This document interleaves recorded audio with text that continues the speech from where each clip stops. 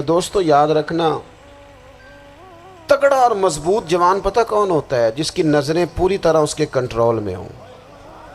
یہ علامت جوانی ہے۔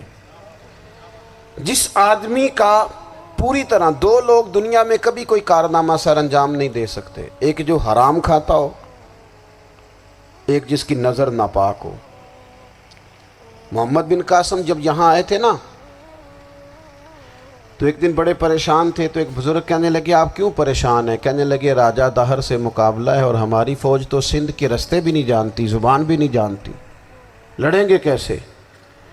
دو چار دن کے بعد ان بزرگوں کی دوبارہ محمد بن قاسم سے ملاقات ہوئی تو بڑے خوش تھے۔ کہا اب آپ کیوں خوش ہیں؟ کہنے لگے وہ میرا مقابلہ نہیں کر سکتا، میں نے تحقیق کر لی ہے۔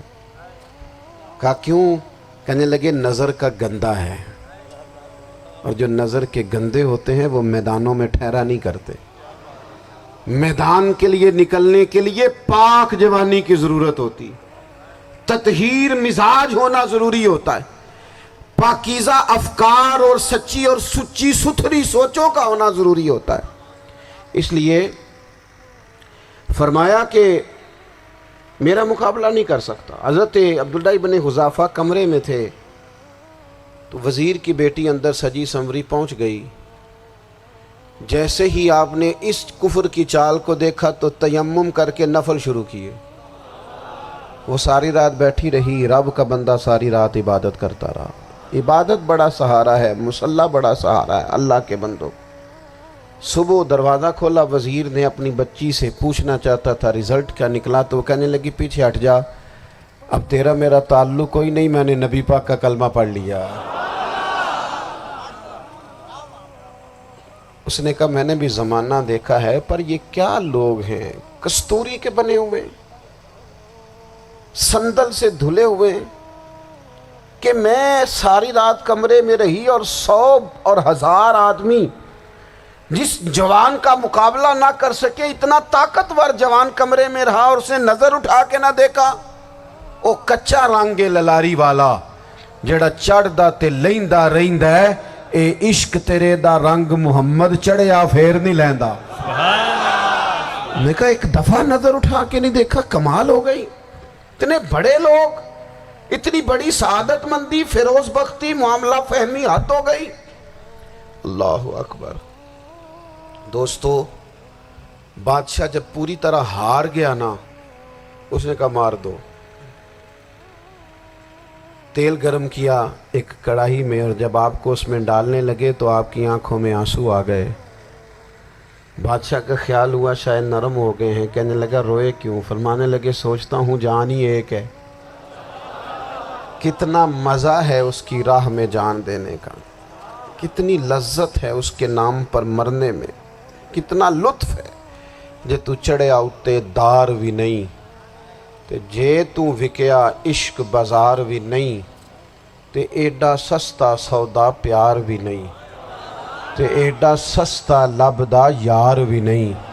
کئی جنگل گانے پیندے نہیں، کئی دوزخ لنگنے پیندے نہیں، جے وہ اس ملوں بھی مل جاوے، ایدوں سستا ہور بپار بھی نہیں۔ تے کچھ سمجھ نہ آوے لوکانوں وہ کادے نال شہید کرے، ڈٹھی یار دے ہاتھ تلوار بھی نہیں، پر او دا خالی جاندہ وار بھی نہیں۔ کہنے لگے ایک جان ہے نا، تو دل کرتا ہے ہزاروں ہوتی تو ایک ایک کر کے محبوب کے نام پہ قربان کرتا، جب میرے پاس ہے ہی ایک، کروں کیا؟ حضرت عبداللہ ابن حذافہ رضی اللہ تعالیٰ عنہ جب روئے اور بادشاہ نے یہ بات سنی تو بادشاہ اٹھ کے کھڑا ہو گیا، سارے وزیروں مشیروں کو کہنے لگا تم نے کہا تھا نا بندہ ضائع کرنے والا نہیں، یہ بھی ضائع کرنے والا نہیں۔ کہنے لگا میرا ماتھا چومو، تم جیسے لوگوں کو قتل نہیں کرنا چاہیے، آزاد کرنا چاہیے۔ عزیز اپنی زندگی سے نا یہ بہت زیادہ ہرس، ہوس، طمع، اور یہ کسی بات کی بھی ہو، ہرس صرف پیسوں کی نہیں ہوتی ہے، شہرت کی بھی ہوتی ہے، یہ بیماری انسان کو اقتدار کی بھی ہوتی ہے، تعریف کی بھی بیماری ہوتی ہے، یہ سارے نقص ہوتے ہیں لوگوں کو، اور معاذ اللہ بعض جبوں کبوں کے اندر بھی ہوتے ہیں، وہاں بھی پنپتے ہیں۔ اپنی زندگی جب تک اس سادگی میں نہیں لاؤ گے جو رسول پاک نے عطا فرمائی ہے، جب لوگ آسانیوں میں پوری طرح الجھ گئے تو پھر وہ دور ہوئے اور کفر چڑھ گیا۔ دوسری بات، اللہ کے محبوب صلی اللہ تعالی علیہ وسلم کی محبت ہم سے تقاضا کرتی ہے کہ ہم اس مشن کے لیے کام کریں جس مشن کے لیے رسول پاک نے کام فرمایا ہے۔ ہم سارے کام بڑے مضبوطی سے، سوچ سمجھ کے، تدبر سے، حکمت سے، تقاضوں کو مد نظر رکھتے ہوئے کرتے ہیں سارے کام۔ دین کے کام میں ہمارا مزاج نہیں ہوتا، او ہو جائے گا جی، آپ بسم اللہ پڑھیں جی، شروع کریں جی۔ آپ تقاضوں کو سمجھیں، چیزوں کو دبائیں نہیں، چیزوں پر غور کریں۔ کسی کے ذہن کی سطح پر سوال ابھرتا ہے، اس کا تسلی بخش جواب دیں۔ اپنی زندگی میں دین کے کام کے لیے اپنے آپ کو وقف کریں، اور دین کے کام کے بہت سارے پہلو ہیں۔ ہزاروں لوگوں کو قرآن پاک ٹھیک پڑھنا نہیں آتا، ہزارہا لوگ ہیں جو قرآن مجید کے مطالب سے آگاہ نہیں ہیں، دین کی بنیادی ضروریات سے لوگ نابلد ہیں۔ میں آپ کو کس طرح یہ بات سمجھاؤں کہ ہزاروں کی تعداد میں طلاقیں اس لیے ہوتی ہیں کہ مردوں کو طلاق کے مسئلے نہیں آتے، انہیں پتہ نہیں ہے کہ مجھے حقوق زوجین کے معاملے میں کیسے چلنا ہے۔ ڈھیر سارے گھروں میں تباہی اس لیے ہے کہ تربیت اولاد کا دینی منہج ہمیں نہیں پتا۔ اپنا حصہ ملائیں دین کے کام میں۔ ایک آدمی کو اگر تو نمازی کرنے میں کامیاب ہو گیا، تیری زندگی بدل گئی۔ وہ دین بیزار لوگ جو ہمارے بیچ بیٹھ کے ہماری نوجوان نسل کو پگڑی اور داڑھی کا نام لے کے بنیادی طور پر دین سے دور کرتے، ایسے نوجوانوں کو دین کا پیغام محبت دے کر دین کے قریب کرنا ہماری ڈیوٹیوں کا حصہ ہے۔ ہمیں ذمہ داری کا احساس کرنا پڑے گا، ہمیں یہ خاص قدم اٹھانا پڑے گا، توجہ دینی پڑے گی۔ مساجد، مدارس، میں آپ سے عرض کروں، اتنی ڈٹ کے مخالفت ہوتی ہے نا مدرسوں کی، اتنی ڈٹ کے۔ میں ادارہ چلاتا ہوں، اس کے چلانے میں جو مشکلات ہیں وہ تو ہم بتا نہیں سکتے آپ کو، اس لیے کہ میری قوم، میرا اس قوم سے تعلق ہے جو نعت خواں امیر کرنا چاہتی ہے، مدرسے نہیں۔ ہاں، نقیب خطیب پیدا کرنا چاہتی ہے، شعر و شاعری کی زندگی کو پروان چڑھانا چاہتی ہے۔ فقط ہمارا ان لوگوں سے تعلق ہے جو لاکھوں کروڑوں روپیہ محافل پہ لگائیں گے، اور قاری صاحب بیچارے اگر مسجد کا کوئی ہونے والا کام کسی وقت بتا دیں گے تو وہ بڑی مشکل آ جائے گی ان کے لیے۔ یہ کیسے ہو سکتا ہے، آپ نے یہ ڈیوٹی بتا دی؟ مدارس، اور جتنا اہم رول دین کو پھیلانے میں مدارس اسلامیہ کا ہے، اتنی زبردست۔ لوگوں کا خیال ہوتا ہے میری طرح کے لوگ شاید کام کرتے ہیں، ڈیوٹی کرتے ہیں۔ یہ 10-15 لوگ آپ کو نظر آتے ہیں جو آپ کو کہیں میڈیا پر یا ادھر ادھر ڈیوٹی کرتے، مخلص لوگ اپنی جگہ پہ، وہ بھی بڑا ہی کام کر رہے ہیں، جو میڈیا پہ آ کے بھی اخلاص سے اور درد دل سے کو دین کی، ان کی بھی کسی بات کی حوصلہ شکنی نہیں۔ لیکن ہزارہا اساتذہ جو مدارس میں بیٹھ کے پڑھاتے ہیں، جنہوں نے وہ سارے لوگ تیار، آپ سمجھ نہیں سکتے کتنا بڑا کام۔ حفظ کا استاد جو ہوتا ہے نا، اس کی ڈیوٹی 24 گھنٹے ہوتی ہے، فجر سے پہلے، اور اس نے بچوں کو اٹھانا ہے۔ تنخواہ تو ہم انہیں دینا نہیں نہ چاہتے جی، تنخواہ نہیں دئی دی انہوں نے، ہمیں مولوی امیر نہ ہو جانا۔ مولوی نو تے سوٹ بھی 27ویں والی رات دے عید ہے تاکہ کدھر سوان کے عید والے دن پا نہ لوے، چونکہ 27ویں تو بعد تے درزی پھڑتا ہی کوئی نہیں، کیوں حضرت؟ ایسا ہی ہے نا، اس وقت تو نہیں نہ لیتا۔ تو ہم چاہتے ہیں مولوی ہماری مرضی کے ہماری طرح کا سوٹ نہ پہن لے۔ مدارس کی مضبوطی آپ یہ دیکھ لیں، یہ صلاح الدین ایوبی کا تعلق بھلا کس چیز سے تھا؟ آؤ نہ دیکھیں کہ وہ توکل کدھر ہے۔ اقبال کہنے لگے، سن اے تہذیب حاضر کے گرفتار، غلامی سے بدتر ہے تیری بے یقینی۔ کہ جو تو کچی پکی باتیں کرتا ہے تو غلاموں سے بھی بدتر زندگی گزار رہا۔ پکی بات ہو، مضبوط اعصاب ہو، مضبوط بات ہو، اس میں جھول نہ ہو، اس میں کمی نہ ہو، اس کے اندر کوئی ایسا انداز فکر نہ ہو، انسان مضبوط افکار کے ساتھ آگے چلے تو پھر وہ یقین کامل کی دولت کی طرف بڑھتا ہے، پھر اسے مضبوطی نصیب ہوتی ہے۔ لیکن ہمارے ہاں یہ ہوتا ہے کہ بہت کمزور لوگوں کی باتیں ہیں، بڑی کچی باتیں ہیں۔ نبی کریم صلی اللہ تعالی علیہ وسلم فرما رہے ہیں غار ثور میں، آپ کی توجہ ہے میری بات پر؟ سامنے کھڑے ہیں قریش مکہ، اور حضور کیا کہتے ہیں؟ لا تحزن، غم نہ کر، حضور کوئی سبب بھی تو ظاہری ہونا چاہیے نا کسی چیز کا، لیکن کریم نے کہا لا تحزن، ابو بکر غم نہ کر. کیوں نہ کر؟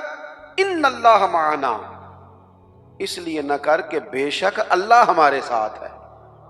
جن کے ساتھ رب ہو وہ دنیا داری کے معاملات میں کبھی غمگین، جن کے ساتھ رب ہو. لیکن ہم نا وہ اکبر اللہ آبادی نے کہا تھا کہ مصیبت میں بھی اب یاد خدا ہم کو نہیں آتی.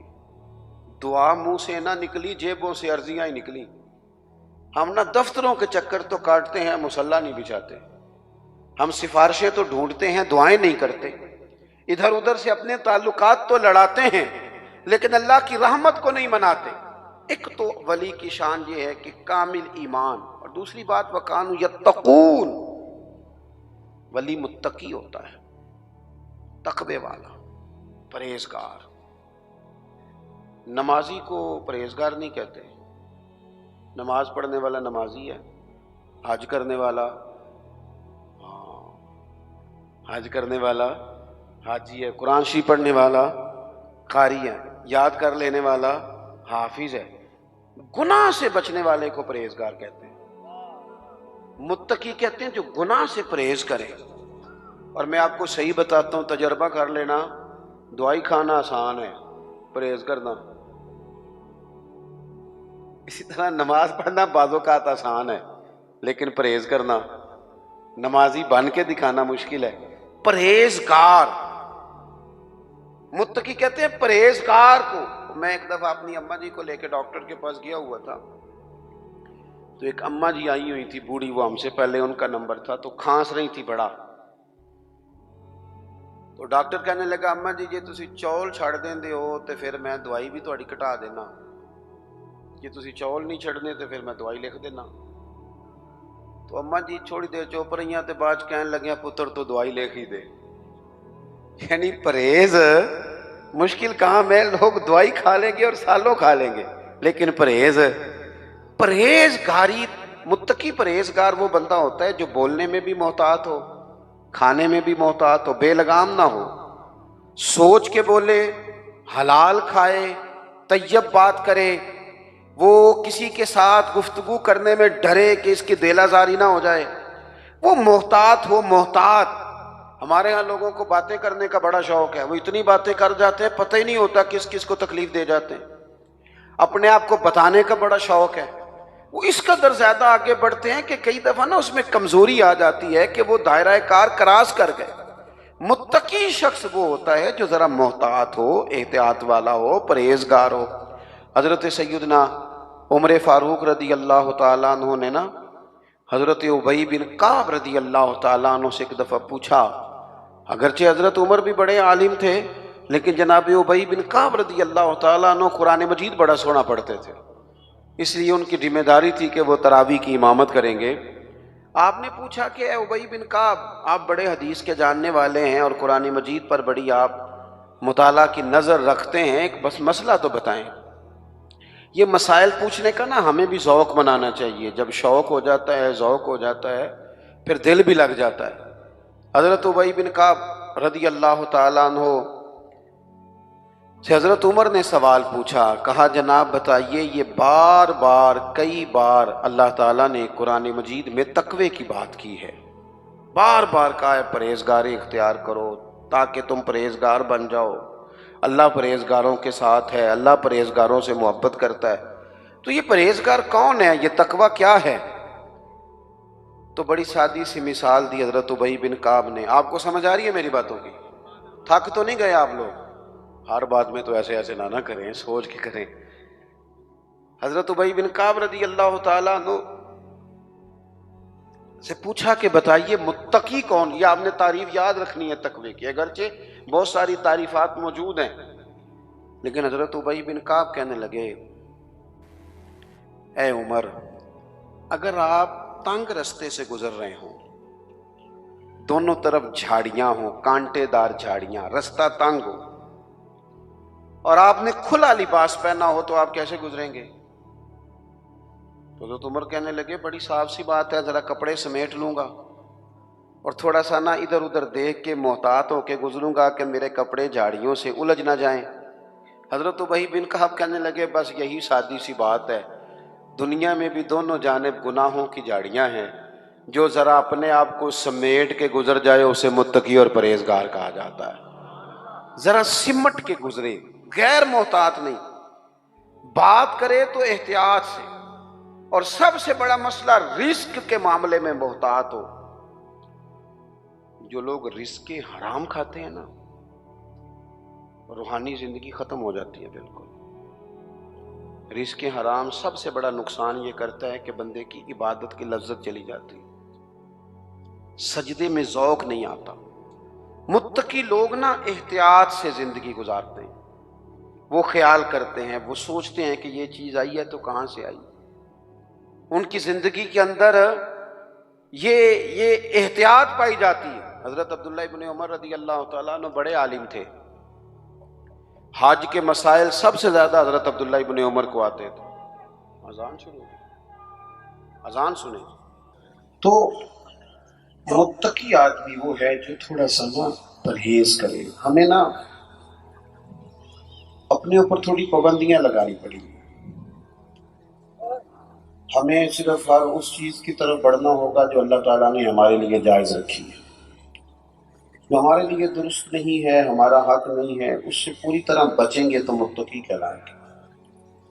اور ویسے بھی جب انسان تقوی کے راستے پہ رہتا ہے تو وہ تھوڑا سا نا باوقار رہتا ہے، وفادار رہتا ہے، اور جب وہ کوئی پرواہ نہیں کرتا، جدھر مرضی نکل جاتا ہے، تو پھر وہ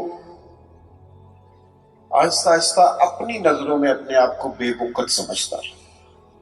وہ پھر مہنگے کپڑوں کے نیچے پیچھے چھپنا چاہتا ہے، بڑی گاڑیوں کے پیچھے چھپنا چاہتا ہے، اپنی مال و دولت کی بنیاد پر کئی دفعہ عزت تو کرا لیتا ہے، اپنے عہدے کی بنیاد پر سلوک تو کرا لیتا ہے، لیکن وہ محسوس کرتا ہے کہ میرا ضمیر مجھے ملامت کرتا ہے۔ اللہ کے بندے وہ تھے جو ذرا احتیاط سے چلتے تھے۔ بس چونکہ اذان ہو گئی ہے، بات کو ختم کرنا ہے۔ سیدہ پاک فرماتی ہیں، او میرے نبی کے غلاموں، میں نے یہ رنگ بھی دیکھا ہے کہ حضور نے اتنا کھڑے رہے، اتنا قیام کیا، اتنا قیام کیا کہ مقدس پیروں میں ورم آ گئے، سوج گئے پیر۔ ہم سیر کرنے گئے تو تھک گئے، بات الگ ہے، لیکن عبادت میں یہ بھی تو مسلم شریف ہے نا، یہ بھی تو دین ہے نا، یہ بھی تو حضور کی سنت ہے، یہ بھی تو وہ چیز ہے جو کریم کی آنکھوں کی ٹھنڈک ہے۔ سیدہ فرماتی ہیں پیروں میں ورم آ گئے، ساری رات ہی حضور نے نماز پڑھی اور ایک ہی آیت بار بار دہرائی۔ مسجد نبوی میں بلال حبشی نے فجر کی اذان دے دی اور حضور ابھی مصلی پہ تھے۔ کریم فارغ ہوئے، میں نے عرض کی یا رسول اللہ صلی اللہ علیہ وسلم، آپ کے تو صدقے اللہ اگلے پچھلوں کے گناہ معاف کرے گا، تو آپ اتنی آہوزاری کیوں فرماتے ہیں؟ آپ تو شفیع ہیں، آپ تو انبیاء کے امام ہیں۔ تو حضور نے فرمایا عائشہ تم نے گنوایا ہے نا میرے اللہ کی مجھ پر کتنی رحمت ہے، افلا اکون عبدا شکورا، فرمایا اگر اس نے اتنی نعمتیں دی ہیں تو کیا میں اس کا شکر گزار بندہ نہ بنوں؟ میں شکر گزار بندہ نہ بنوں اس کا؟ پھر اگر اتنی نعمتیں اس نے دی ہیں، مجھے اتنا نوازا ہے، تو پھر میں اس کے سامنے سجدے نہ کروں؟ او میرے بھائی، بڑے قابل فخر لوگ ہیں ہم کہ ہم نبی پاک کے غلام ہیں، ہم قابل فخر ہیں کہ نبی کریم کے غلام ہیں۔ کیا کبھی اس غلامی کے شکرانے میں بھی 2 نفل پڑھے کہ یا اللہ تیرا شکر ہے تو نے ہمیں حضور کا غلام بنایا ہے؟ یاد رکھیں کہ اپنی روحانی زندگی کو آباد کریں، استغفار پڑھیں، تسبیحات کریں، کچھ چھوٹے چھوٹے اعمال ہیں ان کو اپنی زندگی میں حصہ بنائیں۔ ترمذی شریف میں حدیث ہے، نبی پاک صلی اللہ علیہ وسلم نے فرمایا 3 مرتبہ صبح، 3 مرتبہ شام اعوذ باللہ السمیع العلیم 3 دفعہ یہ پڑھو، اور 1 دفعہ سورۃ حشر کی آخری 3 آیات، واللہ الذی لا الہ الا هو عالم الغیب والشہادۃ هو الرحمن الرحیم۔ اعوذ باللہ من الشیطان الرجیم ہے نا، اس کو پڑھنا ہے اعوذ باللہ السمیع العلیم من الشیطان الرجیم۔ فرمایا 3 دفعہ اس کو پڑھو اور 1 دفعہ سورہ حشر کی 3 آیتیں، 1 دفعہ صبح اور 1 دفعہ شام۔ صبح کیا ہے، شام کیا ہے؟ تو اعلیٰ حضرت بریلوی فرماتے ہیں صبح سے مراد ہے آدھی رات ڈھلنے سے لے کر سورج نکلنے تک، آدھی رات ڈھلنے سے لے کر یعنی تہجد کا ٹائم سے لے کر سورج اور شام کیا ہے؟ دوپہر ڈھلنے سے لے کر مغرب کی آذان تک یہ شام ہے۔ اب سن لیں، یہ ترمذی کی حدیث ہے سیاستہ کی۔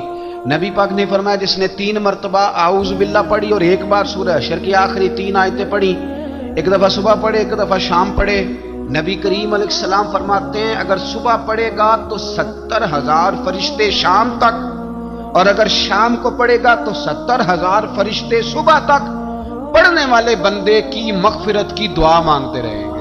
چلے میں تو اس بات پہ بھی بڑا راضی ہوں کہ پہلی دفعہ اہل سنت میں ایسا ہو رہا ہے کہ وظیفہ ملنے پر لوگ نعرے لگا رہے ہیں، ورنہ وظیفہ بتائیں تو کہنے میں بھی پڑھیں گے پر کوئی تویز بھی لکھ چھڑو ماڑا گیا۔ ایک صاحب آئے مجھے کہنے لگے جی برکت کوئی نہیں، غربت بڑی ہے۔ میں نے کہا سورۃ واقعہ پڑھا کر، کہنے پیر صاحب تھوڑی تکلیف کرو کو میں نے تویز بھی کر دیو۔ میں نے ان سے کہا خدا کے بندے میں تویز دوں گا پتہ نہیں کام بنے گا نہیں بنے گا، سورۃ واقعہ پڑھ، یہ وہ تویز ہے جو مدینے والے رسول نے عطا فرمایا ہے کہ سورۃ واقعہ پڑھو تمہیں کبھی فاقہ نہیں آئے گا۔ تو وظائف پڑھیں، عبادات کریں، تیاری کریں، کچھ نیک اعمال بچائیں ایسے جن کا ہمیں پتہ ہو، جو ہمارے رب کو پتہ ہو۔ حضرت عبداللہ ابن عمر رضی اللہ تعالیٰ عنہ حضرت عمر کے صاحبزادے، مکہ مکرمہ میں ان کی قبر ہے۔ میں نے جب انہیں پڑھا تو مجھے ان سے بڑا پیار ہو گیا۔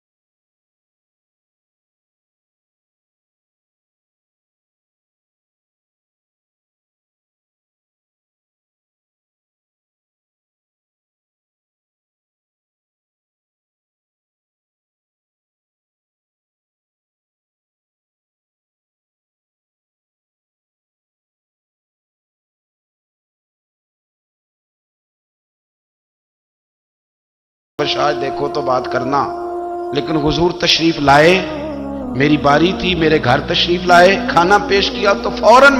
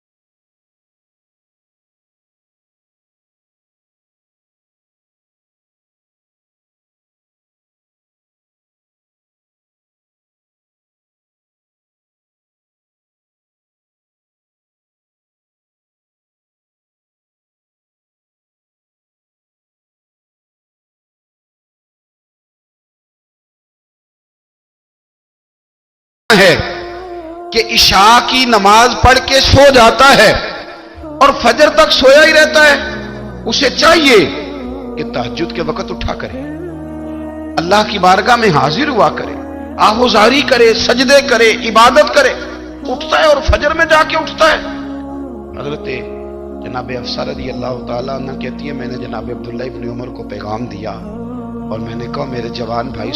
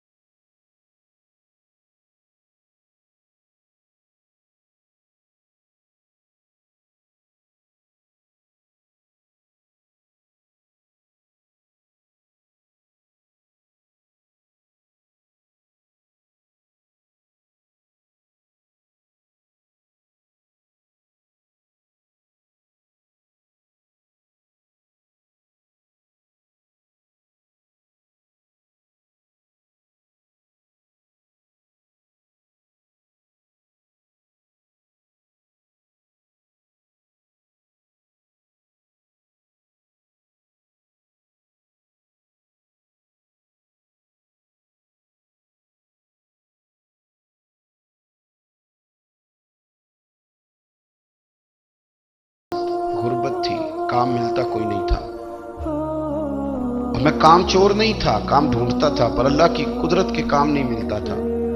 फरमाते हैं कि मैंने एक दिन अपनी अहलिया से कहा कि आज मैं फिर जाता हूँ काम ढूंढने। तो मेरी बीवी बड़ी फर्मा बरदार थी, पर उस दिन ना गुर्बत के हाथों तंग आके कहने लगी, आज नाना कोई तू चीज लेके आया तो मुझसे बच्चों की भूख नहीं देखी जाती, सब रोगांदा रो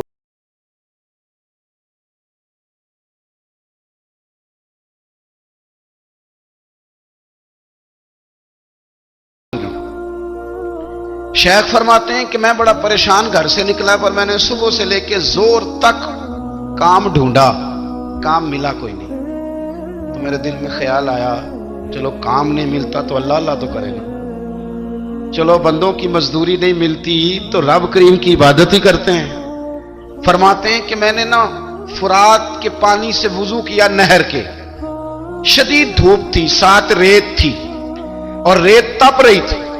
मैंने अपना रुमाल वहीं मुसल्ला के तौर पर बिछा लिया और फरमाते हैं कि जोर से लेकर असर तक नमाज पढ़ी, धूप भी पूरे जोर पे, पर मेरे सजदे का ज़ौक़ भी पूरे जोर पे। फरमाते हैं सूरज भी चमक रहा है और रब की इबादत का ज़ौक़ भी पूरे जोर पे। मैं सजदा करूं तो फिर मेरा उठाने को जी न चाहे। मेरे उस्ताद लिखा करते थे, ये उनका शेर है, वो कहा करते थे, मुझे सोज दे, मुझे साज दे और मुझे नीम शब का न्याज दे, दमे सजदा खुद को मैं तोड़ दूं, मुझे ऐसा ज़ौक़े नमाज दे। और मैं तेरी बहार का फूल हूं, मैं खिला भी हूं तो तेरे लिए, मुझे मेरी शाख से तोड़ ले, मुझे अपनी जुल्फ का नाज दे। भाई फरमाते हैं कि असर तक मैंने नफल पढ़े, दिल ढलने लगा, असर की नमाज पढ़ी और मैं वहां से चला। अब मैं जब निकलने लगा तो दिल में ख्याल आया कि छोटी छोटी दीवारें हैं घर की, बगैर कुछ लिए जाऊंगा तो बीवी दूर से देखेगी तो शोर करेगी कि फिर खाली हाथ आ गया है। कहते मैंने अपने उसी रुमाल में जिस पे मैंने नमाज पढ़ी थी ना, रुमाल में की आखी दे पंजाबी जो साफा कहते हैं, उसी में ना मैंने कुछ रेत भर ली कि वो दूर से देखेगी तो समझेगी कुछ लेके आया है, चलो जाके उसे बता दूंगा कि आज फिर मजदूरी नहीं मिली। कहते हैं वो रेत लेकर जब मैं घर में गया तो पहले बीवी दरवाजे पे खड़ी होती थी, पूछती थी खाली हाथ आ गए हो? आज मैंने देखा तो है ही कोई नहीं। फरमाते हैं मैं अंदर दाखिल हुआ, सलाम लिए, कोने में मैंने वो रुमाल रख दिया और मैंने आवाज दी कि भली मानस कहां हो? तो वो कहने लगी आप मुंह हाथ धो ले, मैं रोटी लेके आई। मैंने कहा रोटी कहां کہاں سے آ گئی؟ یہاں تو کئی دنوں کے فاقے ہیں، تو کئی دنوں کی غربت ہے، یہاں تو اس گھر میں تو فقیری ہے۔ فرماتے ہیں کہ وہ روٹی لے کے آئی اور اس وقت کی جو موجودہ نعمتیں تھیں، سمجھ لیں سلاد، اچار، ہر چیز ساتھ لائی۔ میں نے کہا کہ بچے کہاں گئے؟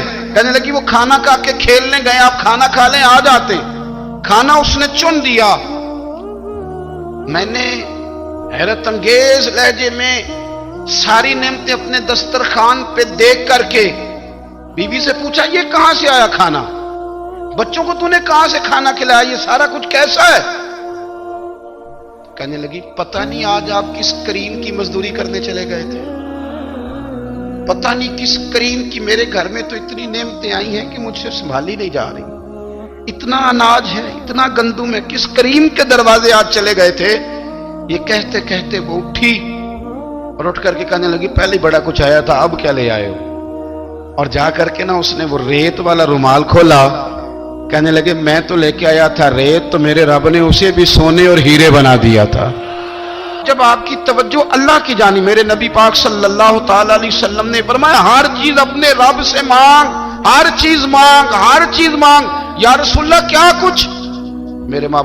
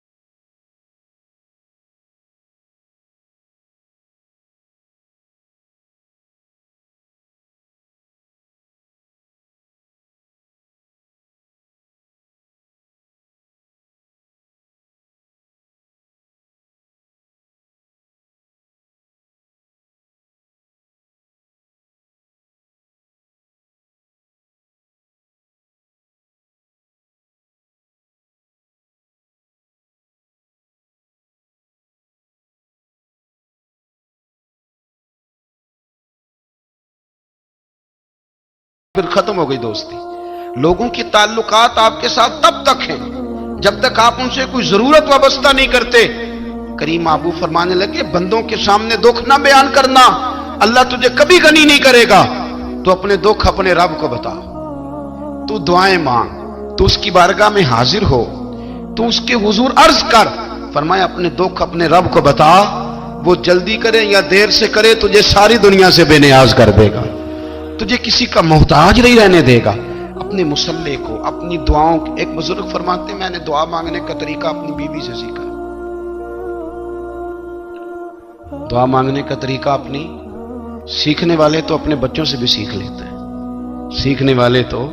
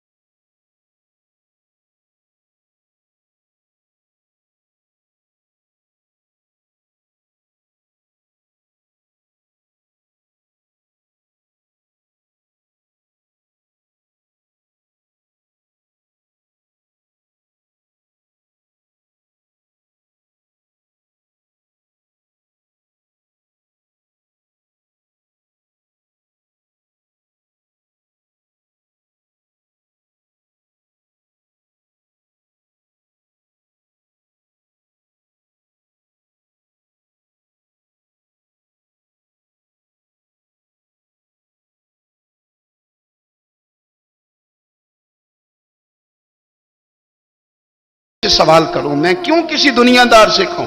میں تیرے بندوں کا، نیک بندوں کا وسیلہ لے کے، تیرے محبوب کی غلامی لے کے تیری بارگاہ میں آیا، تجھ سے نہ مانگوں تو کس سے مانگوں؟ سمجھ آ گئی ہے؟ جب میں اس رنگ میں مانگوں گا تو پھر رب میرے اوپر بڑا ہی فضل فرمائے گا۔